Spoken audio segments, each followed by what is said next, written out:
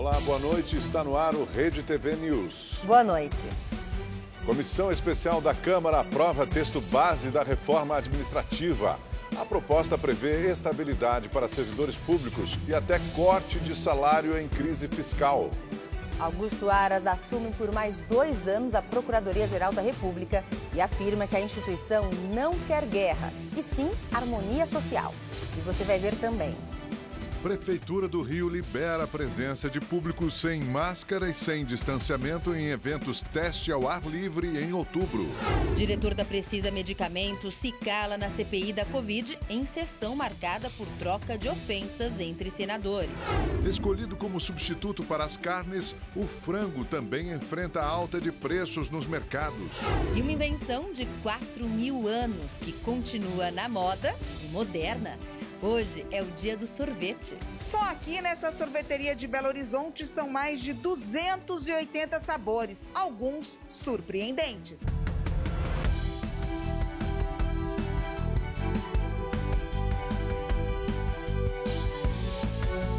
Em cerimônia com a presença virtual do presidente Jair Bolsonaro, que cumpre quarentena, Augusto Aras foi reconduzido por mais 2 anos à frente da Procuradoria-Geral da República.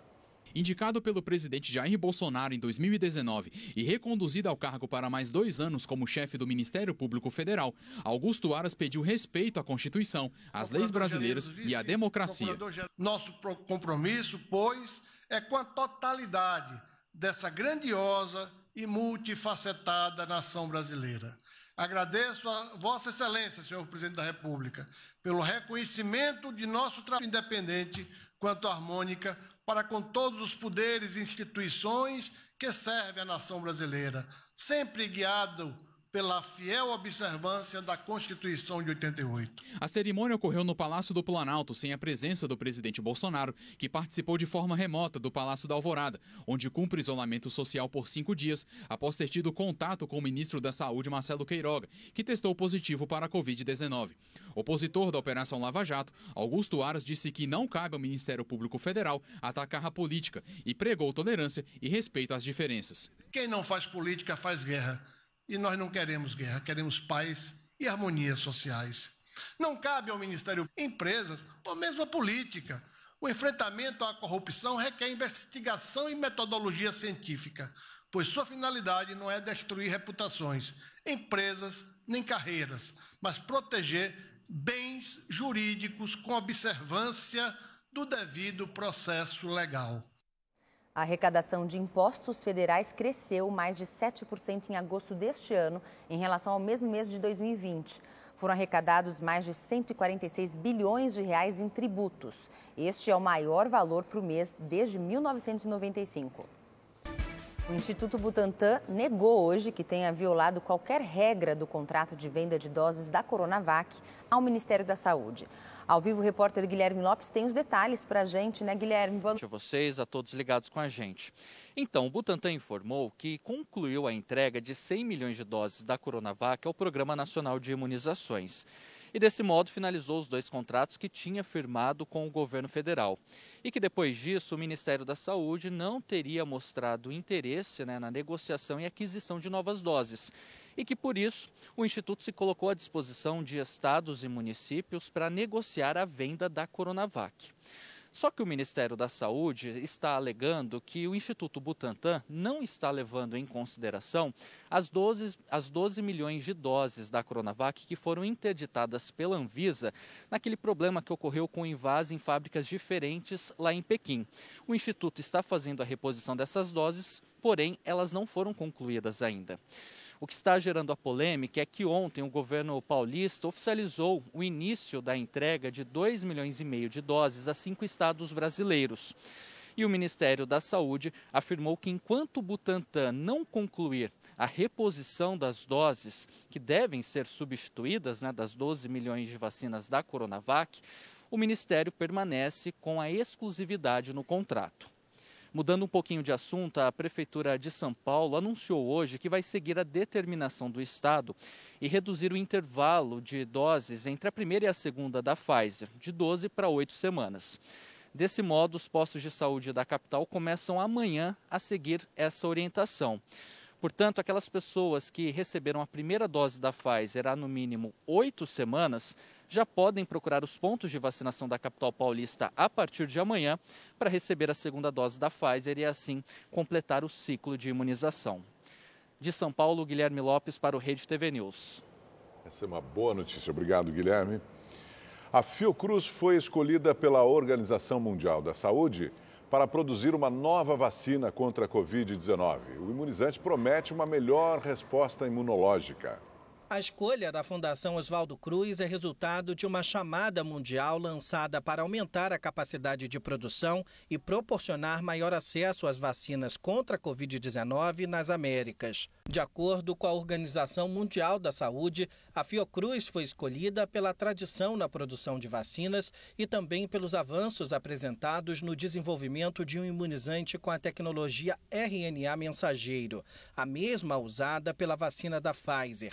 Uma outra instituição argentina também foi selecionada, a AstraZeneca, que carrega o chamado adenovírus e não se reproduz em humanos. Já a nova vacina, que está sendo desenvolvida com RNA mensageiro, é mais moderna. Ela carrega o código genético do coronavírus. Ao entrar no corpo humano, o sistema imunológico produz anticorpos para combater o vírus. A nova tecnologia de produção de vacinas tem um custo mais baixo.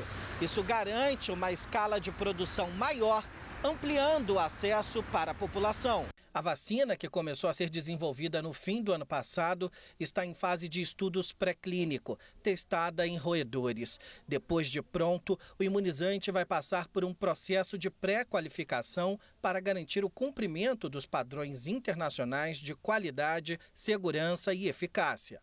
Essa é uma vacina que está sendo desenvolvida internamente aqui em Biomanguinhos e que contará com o apoio de especialistas indicados pela OMS e pela OPAS. Isso vai nos ajudar a acelerar o desenvolvimento dessa vacina. E assim vamos poder continuar apoiando o acesso mais equitativo a vacinas no âmbito mundial e também vamos dominar uma plataforma de última geração que vai nos permitir desenvolver vacinas para outras doenças no futuro. E a Prefeitura do Rio de Janeiro anunciou hoje a liberação de eventos com grande público a partir de outubro, sem a necessidade do uso de máscara e de manter o distanciamento. A Prefeitura liberou 2 festas ao ar livre para até 5.000 pessoas e outra para 500 convidados em um hotel da zona sul da cidade. Além disso, foram autorizados jogos com torcida para Flamengo, Botafogo e Vasco. De acordo com o secretário municipal de saúde, em eventos em que o público foi testado e vacinado com pelo menos a primeira dose, no caso de quem tem menos de 40 anos, e 2 doses para quem tem mais, a máscara e o distanciamento podem ser dispensados. É importante a gente separar locais testados e um ambiente controlado do que a população em geral. Agora, nesses eventos onde todas as pessoas estão devidamente testadas, não há necessidade, obviamente, de utilizar máscara e de manter o distanciamento. A máscara e o distanciamento seria uma proteção adicional. Lembrando que as pessoas, nesse local, realizaram teste para Covid e também estão vacinadas. 66% da população adulta do município do Rio está totalmente imunizada contra a Covid-19. Segundo a Secretaria Municipal de Saúde, a cidade tem hoje o menor índice de ocupação de leitos com pacientes de Covid-19 desde o início da pandemia. A taxa é de 53%, com 504 pessoas internadas. Agora vamos aos números da Covid-19 no Brasil. De acordo com o Ministério da Saúde, 20.319.000 pessoas se recuperaram da doença. 395 mil estão em acompanhamento. Desde o início da pandemia, quase 593 mil pessoas morreram por causa da Covid-19. A Polícia Federal deve concluir nos próximos dias o inquérito sobre a imunização clandestina contra a Covid-19, organizada por empresários de Belo Horizonte. O caso completa 6 meses hoje e, de acordo com a investigação, os envolvidos caíram num golpe. A polícia diz que é difícil precisar qual substância foi aplicada nas pessoas, mas as provas indicam que pode ter sido soro fisiológico. No fim de março, empresários e familiares tentaram furar a fila da imunização e pagaram cada um R$ 600 em supostas doses contra a Covid-19. A vacinação clandestina foi organizada em uma garagem de ônibus de Belo Horizonte. Cláudia Pinheiro Torres, que se passava por enfermeira, um filho e um genro, já foram indiciados por formação de quadrilha e falsificação de produtos medicinais. Eles respondem em liberdade. O advogado da família não quis se pronunciar. O diretor da Precisa Medicamentos, Danilo Trento, ficou calado na maior parte do tempo durante a sessão de hoje da CPI da Covid no Senado. Ele foi convocado para prestar depoimento por supostamente ter participado de uma possível negociação para a compra da vacina Covaxin pelo Ministério da Saúde. Mas o imunizante não chegou a ser comprado pelo governo brasileiro. Danilo Trento chegou à CPI com um habeas corpus do Supremo Tribunal Federal que permitia a ele ficar em silêncio durante a sessão.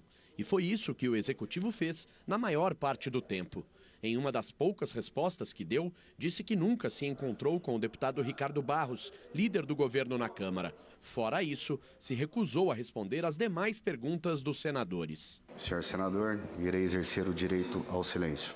A atitude de Danilo Trento irritou os integrantes da comissão e o clima esquentou.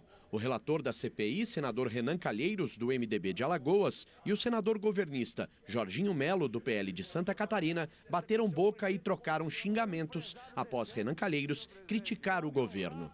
Vai lavar sua boca, vai. Vai lavar a tua, vagabundo. E vagabundo é tu, ladrão. Vai lavar picareta. a tua, vagabundo. Ladrão, picareta que o Brasil conhece. Vem provocar. Você é um ladrão, picareta. É você, ladrão, picareta é você. Ladrão, picareta é você. Ladrão, picareta é você.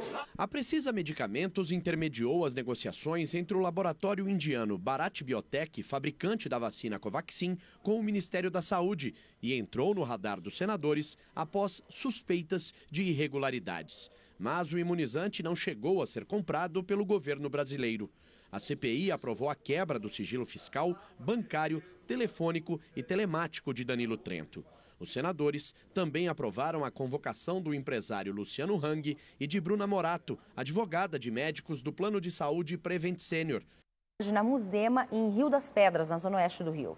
Outros 6 envolvidos no caso já estavam presos.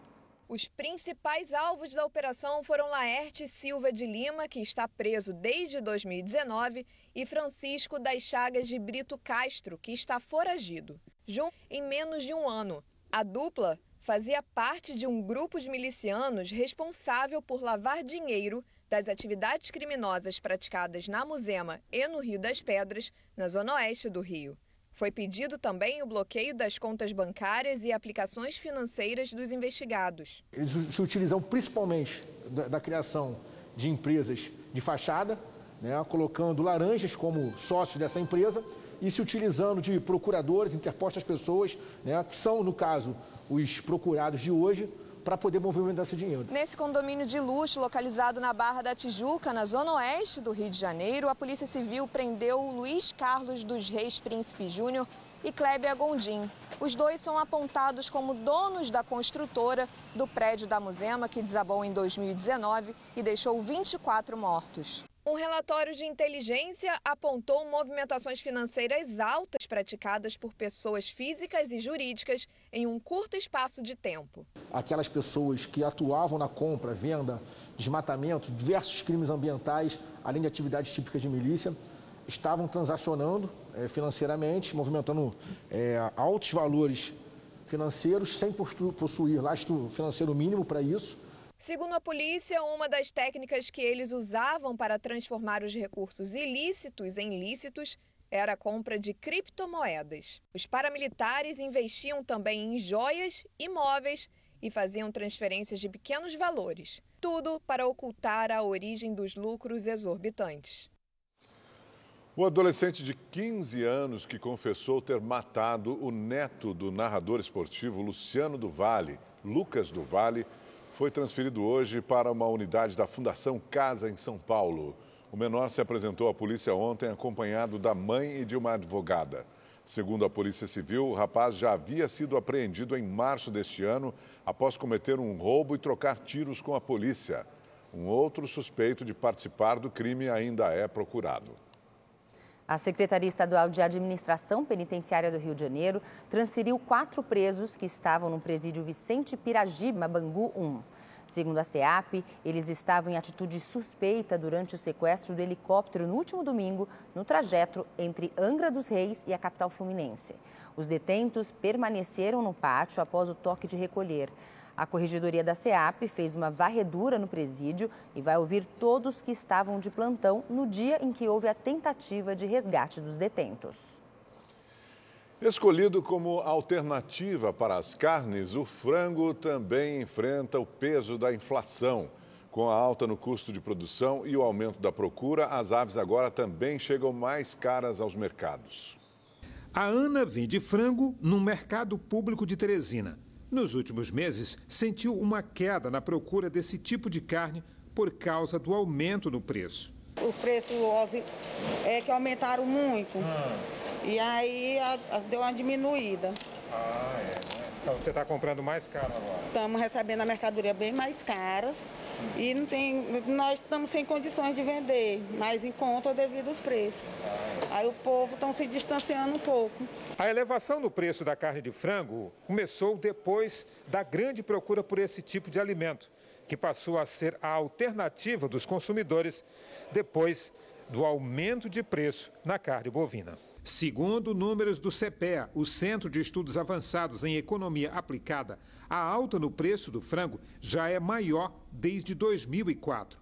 O quilo da ave acumula uma alta de 43% no ano. Variação que o consumidor sente na hora que chega ao açougue. Tá caro. Tá difícil, cada dia ficando mais difícil. Mas lá sempre também é 2 vezes por semana, uma coisa de cada. Fica variando, né? Os reajustes também se devem ao aumento do preço do milho e da soja, produtos usados na fabricação de ração. Esses 2 insumos, eles vão contaminar os preços dos frangos, fazendo com que eles também fiquem mais caros. Já se registra o pé de frango numa valorização de até 100% no mercado. Então, percebam que com o passar do tempo, o brasileiro vai perdendo opções de consumo mais barato de alimentos e de itens básicos da alimentação. E se até a carne de frango aumentou de preço, o consumidor encontrou como alternativa comprar as partes menos nobres da ave. Dona Maura diz que os pés da ave têm sido muito procurados.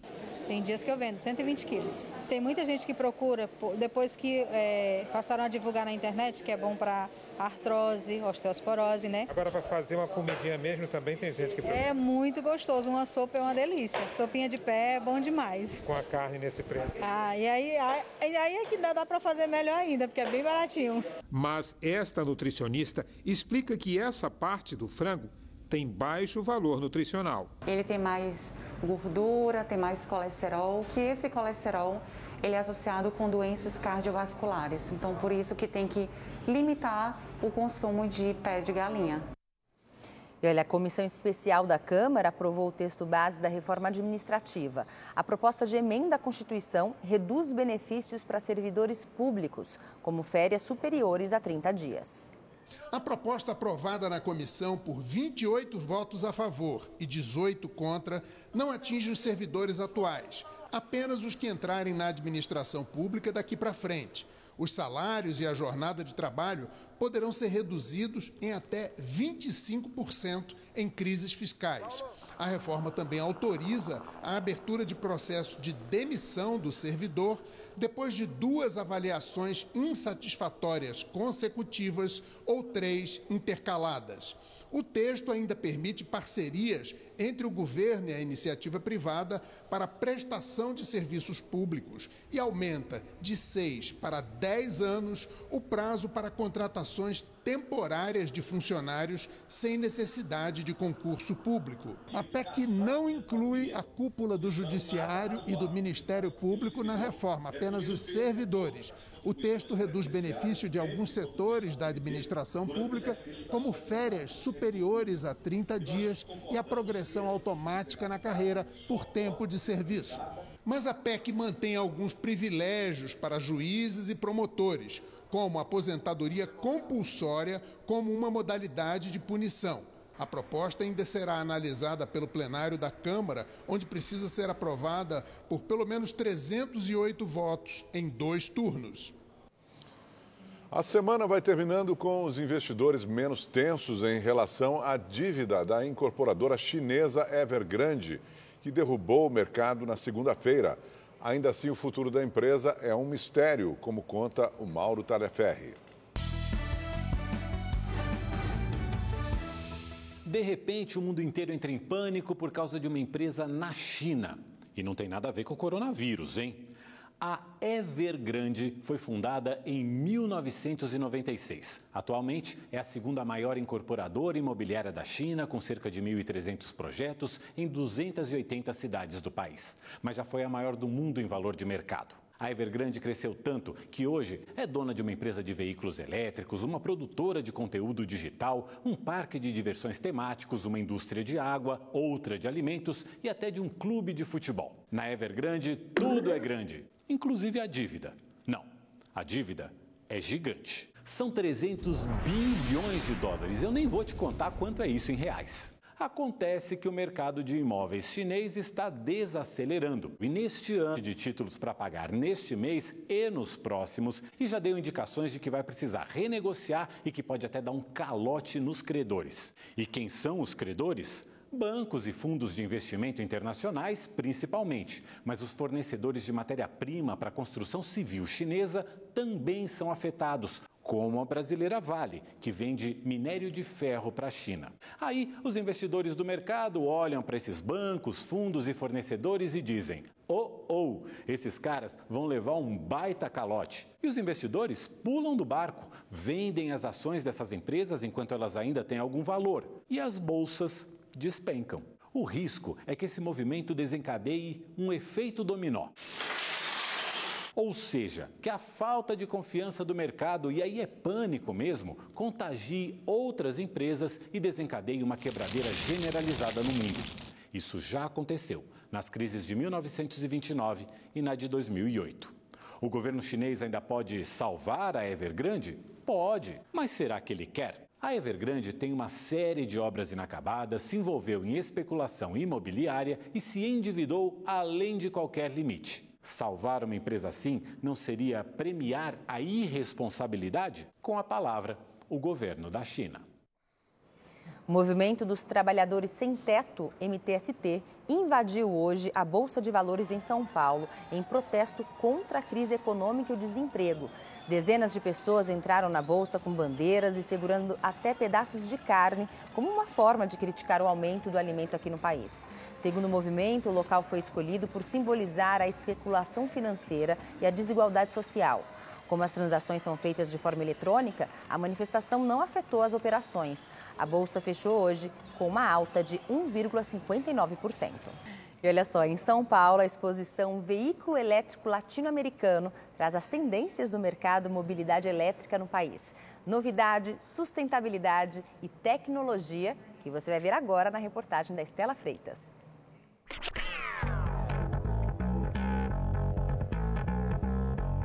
Tem carros que vieram ao Brasil pela primeira vez e alguns que ainda nem foram lançados.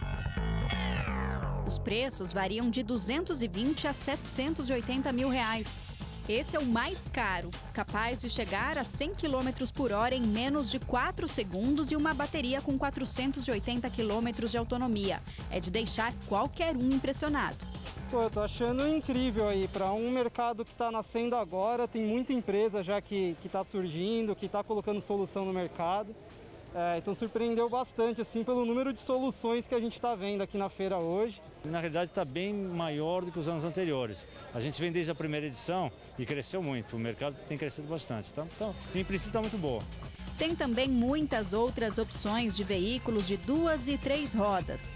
Essa é a 16ª edição do evento, que reúne montadoras de automóveis, locadoras, fornecedores, importadores e representantes do setor que ainda é novo no país. Hoje em dia você encontra aqui carros, caminhões, bicicletas especializadas, bicicletas comuns, elétricas, patinetes, novos modelos de patinetes, novos serviços, recarga de veículos, opções de recarga, rede de estacionamentos com recarga.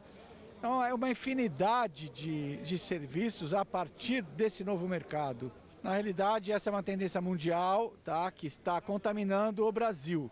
Tá? O Brasil tem outras tecnologias, como o etanol, mas essa tendência é uma tendência que veio para ficar. E para os amantes de automóveis, esse aqui é o momento mais esperado do test drive. Aqui o visitante pode experimentar a tecnologia da eletromobilidade em diferentes veículos. E eu vou começar por esse carro aqui.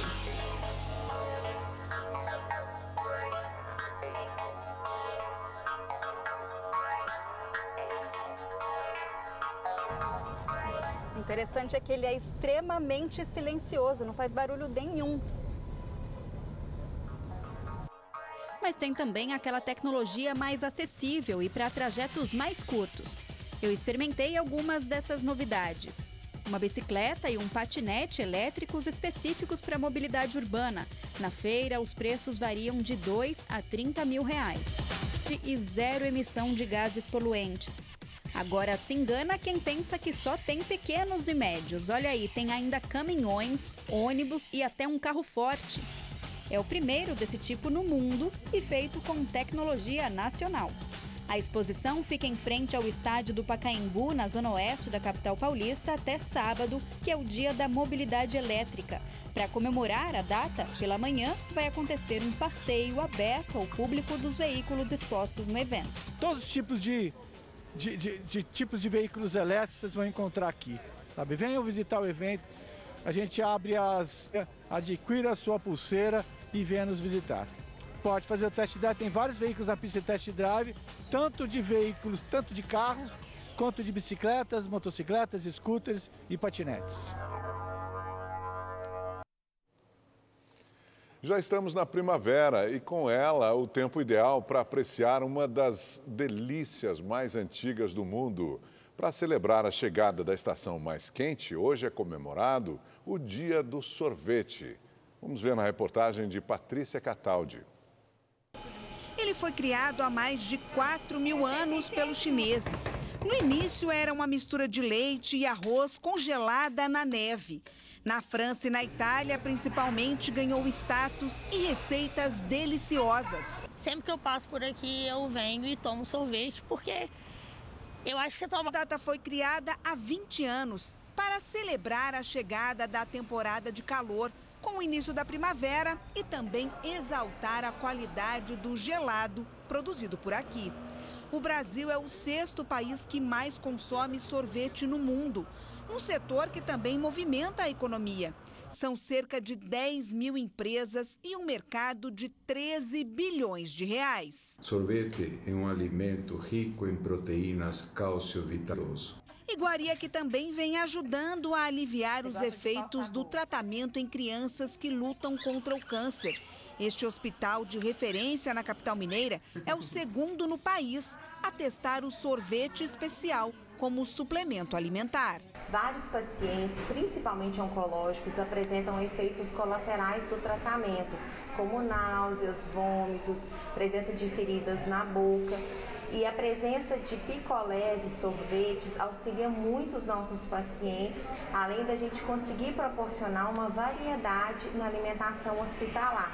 Essa sorveteria é um dos estabelecimentos mais antigos de Belo Horizonte. São 92 anos no mesmo ponto. Já faz parte da tradição que é passada por gerações. Eu era menino, meu pai trazia a mim e meus 6 mais 5 irmãos aqui para tomar sorvete. e a vida inteira. Criei meus filhos tomando sorvete aqui também.